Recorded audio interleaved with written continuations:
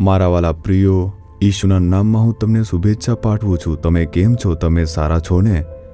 શું પ્રભુની કૃપા દરરોજ દિવસે નવી હોતી નથી? તેમની કૃપાથી જ આપણે જીવંત રહીએ છીએ. આપણી આસપાસ ઘણા બધા અદ્રશ્ય જોખમો હોય છે. પરમેશ્વરની કૃપા જ તે આપણું રક્ષણ કરે છે. ના, હું ખૂબ જ પવિત્ર છું, હું ખૂબ જ શુદ્ધ છું, મારી ભક્તિ મને બચાવી રાખે છે. શું તમે આમ કહો છો? તે આપણી ભક્તિ, પવિત્રતા, ન્યાયીપણા નથી, પ્રભુની કૃપા છે. કૃપા શું છે? શું તમે તે જાણો છો? કૃપા તે છે જે પ્રભુ કોઈ અયોગ્ય વ્યક્તિ ઉપર દયા બતાવે છે. શું આપણે ક્યારેય તે સમજ્યું છે? પ્રભુ મને આશીર્વાદ આપે તે માટે મારી પાસે કઈ લાયકાત છે?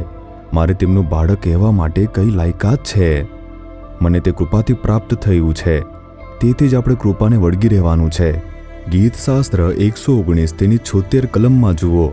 પરમેશ્વરનો એક માણસ અદ્ભુત રીતે અહીં કહે છે, તમારા વચન પ્રમાણે તમારા સેવકને તમારી કૃપાથી આશ્વાસન ને પ્રેમ મળો. કૃપાથી આશ્વાસન મળે. તમે મને વચન આપ્યું છે. કૃપા મને તે વચન મુજબ આશ્વાસન આપે છે. તેવી એક સુંદર પ્રાર્થના છે. હું વારંવાર આ પ્રાર્થના કરું છું અને પ્રભુએ મને ત્યારે એક વચન આપ્યું શું છે ખબર છે? પરંતુ મારી દયા તારાથી દૂર થશે નહીં અને શાંતિનો મારો કરાર પણ દૂર થશે નહીં. પરમેશ્વરે આવું મને વચન આપ્યું.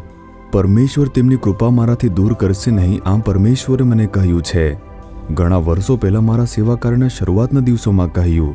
હું વારંવાર તે વચનને કબૂલ કરું છું, સ્તુતિ કરું છું અને પ્રાર્થના કરતો રહું છું. હે પ્રભુ, તમે મને આ વચન આપ્યું છે કે મારી કૃપા તમારાથી દૂર થશે નહીં. તે કૃપા હંમેશા મારા જીવનની અંદર રહે તે યાદ રાખો. જ્યારે હું તે કબૂલ કરું છું અને તેના માટે પ્રાર્થના કરું છું, હું મારા આત્મામાં પરિવર્તન અનુભવીશ અને આધ્યાત્મિક જીવનમાં નવી શક્તિ જોઈ શકું છું.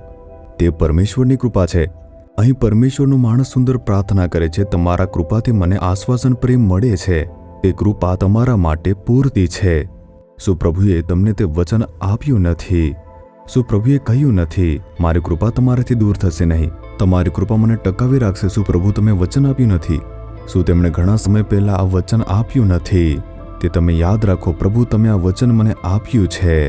તે મુજબ તમારી જે કૃપા છે તેનાથી મને આશ્વાસન આપો. એ કહીને જુઓ, તરત જ તમે એક પરિવર્તન જોઈ શકો છો. જ્યારે પણ હું તે વચનને કબૂલ કરું છું, પ્રભુની સ્તુતિ કરું છું, મારા મનમાં એક મહાન આનંદ આવશે. પ્રભુએ જે વચન આપ્યું છે તેમાં ફેરફાર કરશે નહીં. આપણે ક્યારેક આપણા શબ્દમાં નિષ્ફળ જઈશું, પરંતુ પ્રભુ નિષ્ફળ થશે નહીં.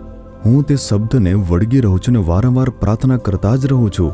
હે પ્રભુ, હું વિશ્વાસુ ન હોઉં ત્યારે પણ તમે વિશ્વાસુ છો, કારણ કે તમે મને વચન આપ્યું છે કે તમે કહ્યું છે તમારી કૃપા મારી છે.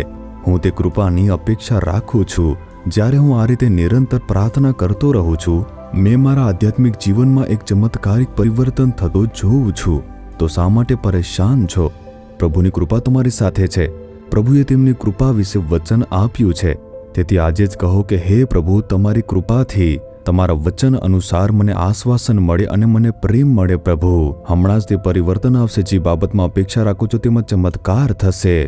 આજે ચમત્કારનો દિવસ છે. આજે તમને વધારે કૃપા મળશે. આ તે દિવસ છે જ્યારે પ્રભુ તેમની કૃપા અનુસાર તમને આશ્વાસન આપશે.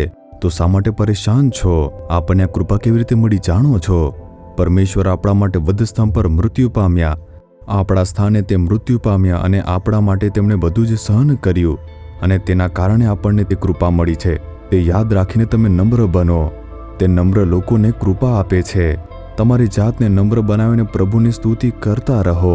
તમે કહો કે હે પ્રભુ, તમારી કૃપા માટે સ્તુતિ થાવ. તમે મને આપેલા કૃપાના વચન માટે સ્તુતિ થાવ. તમે જે વચન આપ્યું છે તેને તમે યાદ રાખો. તેનાથી મને આશ્વાસન આપો. આ પુત્રને આશ્વાસન, આ પુત્રીને આશ્વાસન આપો. આ પુત્રને અને આ પુત્રીને તમે આપેલા કૃપાના વચનને તમે યાદ રાખો. પ્રભુ, તેમના જીવનમાં હમણાં જ એક ચમત્કાર થવા દો. એક પરિવર્તન તમે આવવા દો. દુઃખને તમે દૂર થવા દો. તેમને આજે અજાયબીઓ જોવા દો.